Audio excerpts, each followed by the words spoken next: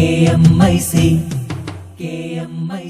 നാടിന്റെ ചലനങ്ങൾ കൺമുന്നിൽ കാണാം, വാർത്താവിശേഷത്തിൻ ചെപ്പു തുറക്കാം. KMIC news, KMIC news.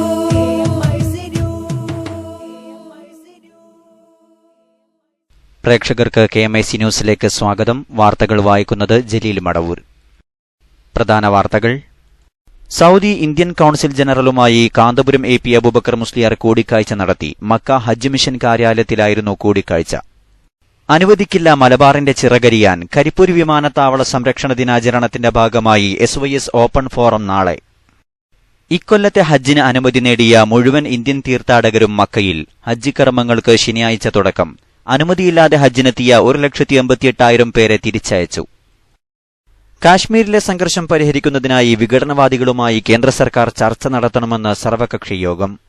മുൻ മന്ത്രി K. ബാബുവിന്റെ വിദേശയാത്രകളെക്കുറിച്ചും വിജിലൻസ് അന്വേഷണം. അനധികൃത സ്വത്ത് സമ്പാദന കേസിന്റെ ഭാഗമായാണിത്. യൂണിവേഴ്സിറ്റി കോളേജിലെ വിദ്യാർത്ഥികളുടെ ഓണാഘോഷം തലസ്ഥാന നഗരത്തെ നിശ്ചലമാക്കി. SFIയുടെ പതാകയുമേന്തിയാണ് വിദ്യാർത്ഥികൾ റോഡിലിറങ്ങിയത്. ഇന്ത്യയുടെ കാലാവസ്ഥാ നിരീക്ഷണ ഉപഗ്രഹമായ ഇൻസാറ്റ് 3D-6ന്റെ വിക്ഷേപണം വിജയകരം. ശ്രീഹരിക്കോട്ടയിൽ നിന്നാണ് ഉപഗ്രഹം കുതിച്ചുയർന്നത്. ആസിയാൻ രാജ്യങ്ങൾ നേരിടുന്ന പ്രധാന വെല്ലുവിളി തീവ്രവാദമെന്ന് പ്രധാനമന്ത്രി നരേന്ദ്രമോദി. സൌമ്യ വധക്കേസിൽ സുപ്രീം കോടതിയുടെ ചോദ്യങ്ങൾക്ക് മുന്നിൽ ഉത്തരമുട്ടി പ്രോസിക്യൂഷൻ. സൌമ്യയെ ഗോവിന്ദചാമി ട്രെയിനിൽ നിന്ന് തള്ളിയിട്ടതിന് തെളിവ് എവിടെയെന്ന് സുപ്രീം കോടതി. വിശദമായ വാർത്തകളിലേക്ക്. വിശുദ്ധ ഹജ്ജ് കർമ്മത്തിനായി എത്തിയ മുഴുവൻ ഇന്ത്യൻ ഹജ്ജ് തീർത്ഥാടകർക്കും ആവശ്യമായ എല്ലാ സൌകര്യങ്ങളും ഒരുക്കാനും ഇന്ത്യൻ ഹജ്ജ് കോട്ടയുടെ എണ്ണം വർദ്ധിപ്പിക്കാനും സൌദി ഭരണകൂടത്തിൽ സമ്മർദ്ദം ചെലുത്താനും സൌദി കോൺസുലേറ്റ് ശക്തമായി ഇടപെടണമെന്ന് അഖിലേന്ത്യാ Sunni Jamiyyathul Ulama secretary general Kanthapuram AP Aboobacker Musliyar ആവശ്യപ്പെട്ടു.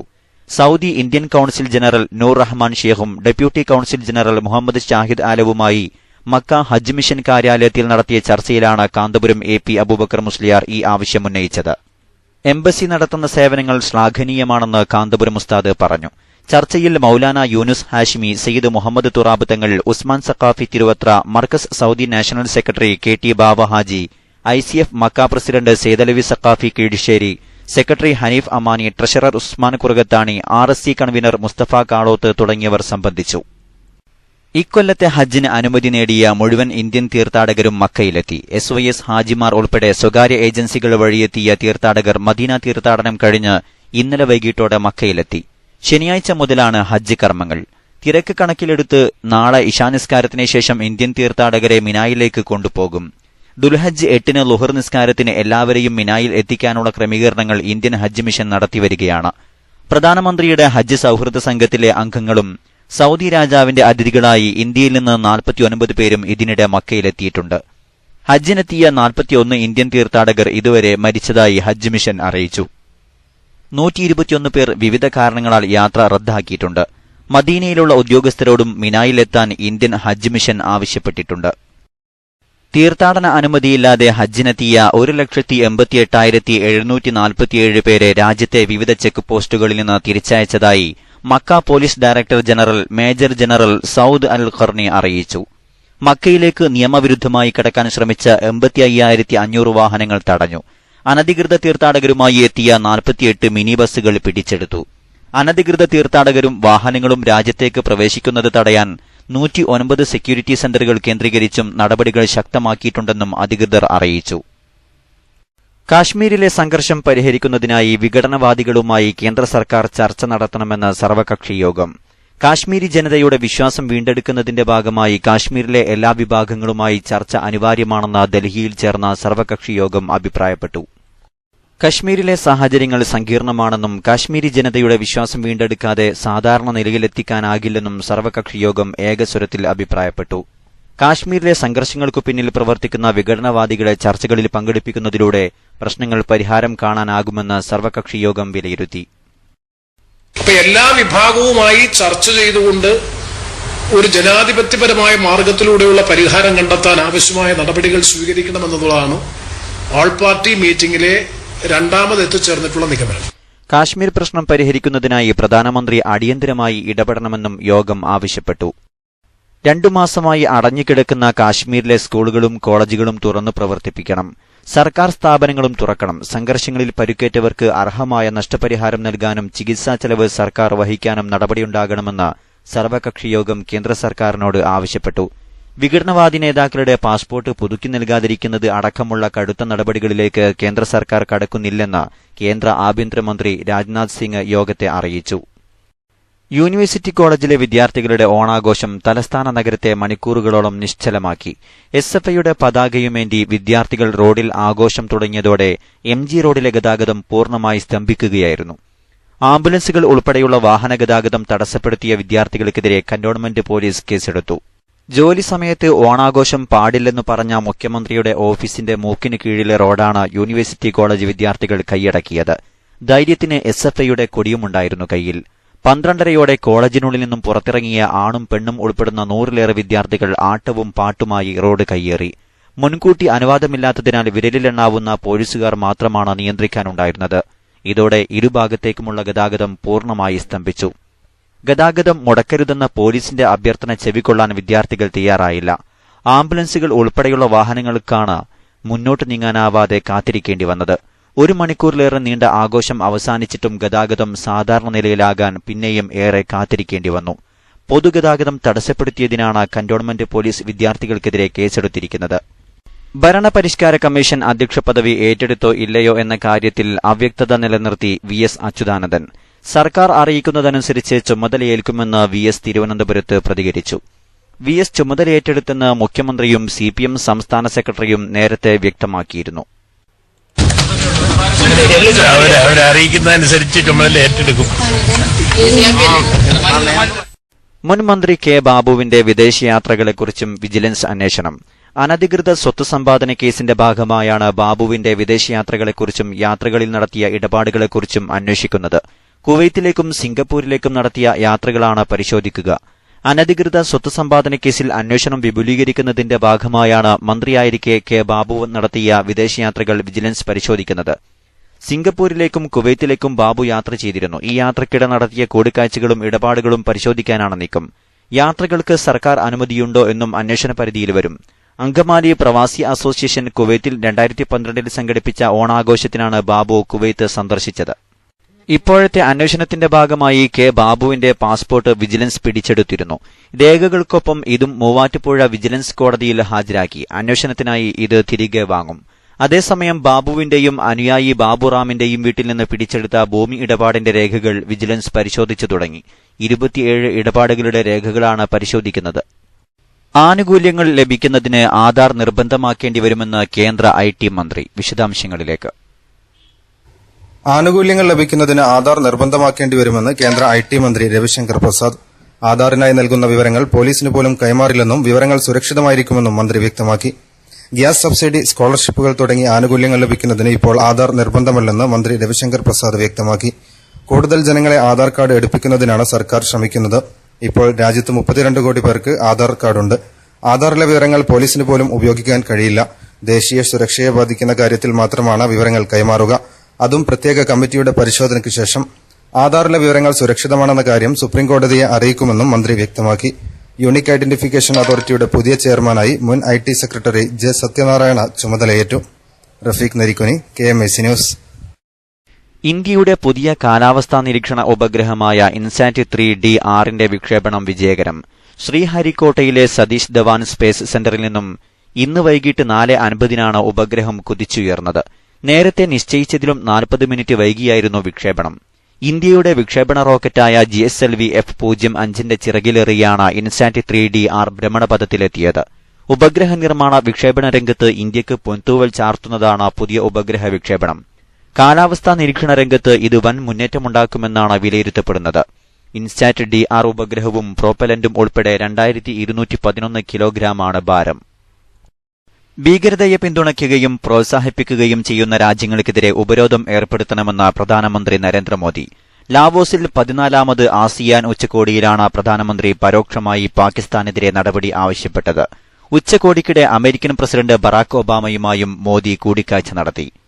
ഞങ്ങളുടെ അയൽപ്പക്കത്തുള്ള ഒരു രാജ്യത്തിന്റെ ഒരേയൊരു മികവ് ഭീകരത ഉൽപ്പാദിപ്പിക്കലും കയറ്റുമതി ചെയ്യലുമാണ്.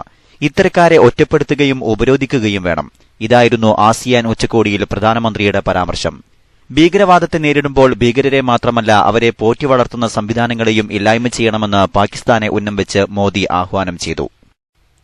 In the face of growing traditional and non-traditional challenges, rising export of terror, growing radicalization through ideology of hatred define the landscape of common security threats to our society. ചൈനയിൽ നടന്ന G20 ഉച്ചകോടിയിലെ വിമർശനങ്ങളുടെ തുടർച്ചയായിരുന്നു പ്രധാനമന്ത്രിയുടെ ആസിയാൻ ആക്രമണം. ഉച്ചകോടിക്കിടെ US president Barack ഒബാമയുമായി നടത്തിയ കൂടിക്കാഴ്ചയിലും ഭീകരത വിഷയമായി. 2 വർഷത്തിനിടെ 8ാം തവണയാണ് മോദിയും ഒബാമയും ചർച്ച നടത്തുന്നത്. ഉച്ചകോടിയിൽ പങ്കെടുത്ത മറ്റു തലവന്മാരുമായും പ്രധാനമന്ത്രി പ്രത്യേകം ചർച്ച നടത്തി. സൌമ്യ വധക്കേസിൽ സുപ്രീം കോടതിയുടെ ചോദ്യങ്ങൾക്ക് മുന്നിൽ ഉത്തരമുട്ടി പ്രോസിക്യൂഷൻ. സൌമ്യയെ ഗോവിന്ദച്ചാമി ട്രെയിനിൽ നിന്ന് തള്ളിയിട്ടതിനും കൊലപ്പെടുത്തിയതിനും തെളിവ് എവിടെ എന്ന് കോടതി ആരാഞ്ഞപ്പോൾ വ്യക്തമായ മറുപടി നൽകാൻ പ്രോസിക്യൂഷൻ ഭാഗത്തിന് കഴിഞ്ഞില്ല.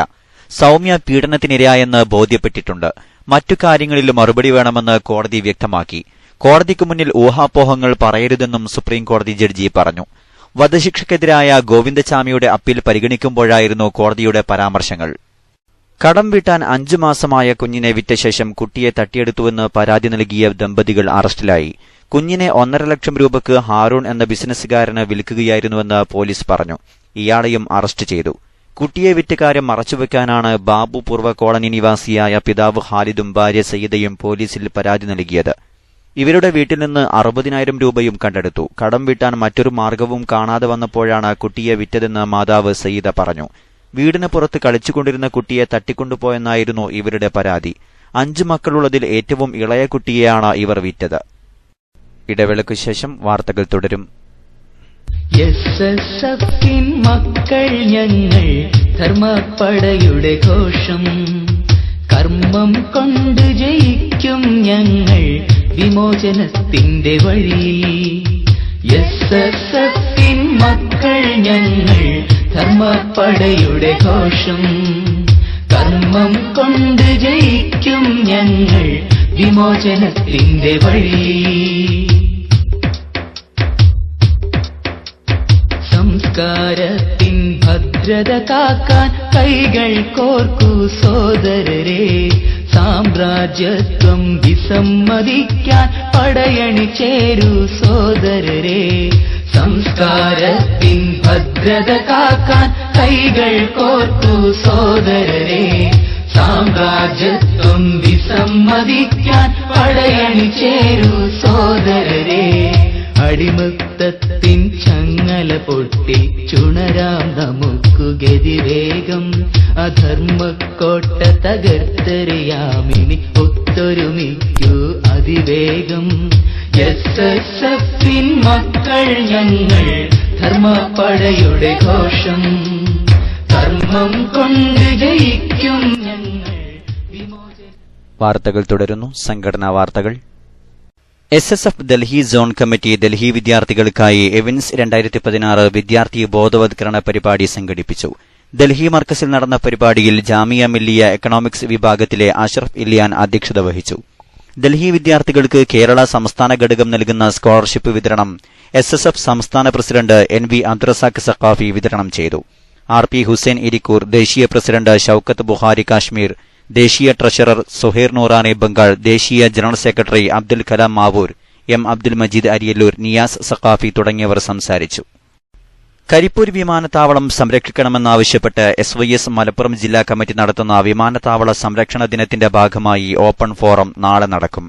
അനുവദിക്കില്ല മലബാറിന്റെ ചിറകരിയാൻ എന്ന വിഷയത്തിൽ വൈകുന്നേരം 6-ന് കരിപ്പൂർ ബെൻസി പ്ലാസ ഓഡിറ്റോറിയത്തിൽ നടക്കുന്ന പരിപാടി അഡ്വക്കേറ്റ് PTA റഹീം MLA ഉദ്ഘാടനം ചെയ്യും. SYS ജില്ലാ സെക്രട്ടറി അബൂബക്കർ പടിക്കൽ വിഷയാവതരണം നടത്തും. കേരള മുസ്ലിം ജമാഅത്ത് സംസ്ഥാന secretary advocate AK Ismail Wafa മുഖ്യപ്രഭാഷണം നടത്തും. പ്രൊഫസർ AK അബ്ദുൽ ഹമീദ്, അമീൻ ഹസൻ വള്ളിക്കുന്ന്, AK അബ്ദുറഹ്മാൻ, KC സൈദൽവി തുടങ്ങിയവർ സംസാരിക്കും. അടുത്ത അധ്യയന വർഷത്തിൽ സംസ്ഥാനത്തെ വിവിധ കേന്ദ്രങ്ങളിൽ തുടങ്ങുന്ന 100ഓളം പുതിയ സഹറത്തുൽ ഖുർആൻ സെന്ററുകളിലേക്ക് അധ്യാപികമാരെ നിയമിക്കുന്നതിനുള്ള പരിശീലനം വിവിധ കേന്ദ്രങ്ങളിൽ ആരംഭിക്കുന്നു. പ്രസ്തുത കോഴ്സിലേക്കുള്ള പ്രവേശനം എഴുത്ത് പരീക്ഷയുടെയും അഭിമുഖത്തിന്റെയും അടിസ്ഥാനത്തിലായിരിക്കും. കണ്ണൂർ, കാസർകോട് ജില്ലകളിൽ നിന്നും താൽപര്യമുള്ളവർക്ക് മദ്രസ 7ാം ക്ലാസ്, സ്കൂൾ +2 സർട്ടിഫിക്കറ്റുകൾ സഹിതം ഈ മാസം 15-ന് വ്യാഴാഴ്ച കാലത്ത് 8:30-ന് മുട്ടം ഹസനുൽ ബസുരി ക്യാമ്പസിൽ നടക്കുന്ന പരീക്ഷയിൽ പങ്കെടുക്കാവുന്നതാണ്. വിശദമായ വിവരങ്ങൾക്ക് 7025440005 എന്ന നമ്പറിൽ ബന്ധപ്പെടാവുന്നതാണെന്ന് ഭാരവാഹികൾ അറിയിച്ചു. അവസാനമായി പ്രധാന വാർത്തകൾ. സൗദി ഇന്ത്യൻ കൌൺസിൽ ജനറലുമായി കാന്തപുരം AP അബൂബക്കർ മുസ്ലിയാർ കൂടിക്കാഴ്ച നടത്തി. മക്ക ഹജ്ജ് മിഷൻ കാര്യാലയത്തിലായിരുന്നു കൂടിക്കാഴ്ച. ഇക്കൊല്ലത്തെ ഹജ്ജിന് അനുമതി നേടിയ മുഴുവൻ ഇന്ത്യൻ തീർത്ഥാടകരും മക്കയിൽ. ഹജ്ജ് കർമ്മങ്ങൾക്ക് ശനിയാഴ്ച തുടക്കം. അനുമതിയില്ലാതെ ഹജ്ജിനെത്തിയ 1,88,000 പേരെ തിരിച്ചയച്ചു. അനുവദിക്കില്ല മലബാറിന്റെ ചിറകരിയാൻ. കരിപ്പൂർ വിമാനത്താവള സംരക്ഷണ ദിനാചരണത്തിന്റെ ഭാഗമായി SYS ഓപ്പൺ ഫോറം നാളെ. ഇന്ത്യയുടെ കാലാവസ്ഥാ നിരീക്ഷണ ഉപഗ്രഹമായ ഇൻസാറ്റ് 3DR-ന്റെ വിക്ഷേപണം വിജയകരം. ശ്രീഹരിക്കോട്ടയിൽ നിന്നാണ് ഉപഗ്രഹം കുതിച്ചുയർന്നത്. കാശ്മീരിലെ സംഘർഷം പരിഹരിക്കുന്നതിനായി വിഘടനവാദികളുമായി കേന്ദ്ര സർക്കാർ ചർച്ച നടത്തണമെന്ന് സർവകക്ഷി യോഗം. യൂണിവേഴ്സിറ്റി കോളേജിലെ വിദ്യാർത്ഥികളുടെ ഓണാഘോഷം തലസ്ഥാന നഗരത്തെ നിശ്ചലമാക്കി. SFIയുടെ പതാകയുമേന്തിയാണ് വിദ്യാർത്ഥികൾ റോഡിലിറങ്ങിയത്. മുൻ മന്ത്രി K. ബാബുവിന്റെ വിദേശയാത്രകളെക്കുറിച്ചും വിജിലൻസ് അന്വേഷണം. അനധികൃത സ്വത്ത് സമ്പാദന കേസിന്റെ ഭാഗമായാണിത്. സൌമ്യ വധക്കേസിൽ സുപ്രീം കോടതിയുടെ ചോദ്യങ്ങൾക്ക് മുന്നിൽ ഉത്തരം മുട്ടി പ്രോസിക്യൂഷൻ. സൌമ്യയെ ഗോവിന്ദചാമി ട്രെയിനിൽ നിന്ന് തള്ളിയിട്ടതിന് തെളിവ് എവിടെയെന്ന് സുപ്രീം കോടതി. ആസിയാൻ രാജ്യങ്ങൾ നേരിടുന്ന പ്രധാന വെല്ലുവിളി തീവ്രവാദമെന്ന് പ്രധാനമന്ത്രി നരേന്ദ്രമോദി. ഇതോടെ KMIC ന്യൂസ് ബുള്ളറ്റിൻ സമാപിക്കുന്നു. വാർത്തകൾ അയക്കേണ്ട വിലാസം kmicnewstime@gmail.com. കൂടുതൽ വാർത്തകൾക്കായി www.sunnyonlineclass.com സന്ദർശിക്കുക. അസ്സലാമു അലൈക്കും വറഹ്മത്തുള്ളാഹി വബറകാതുഹു.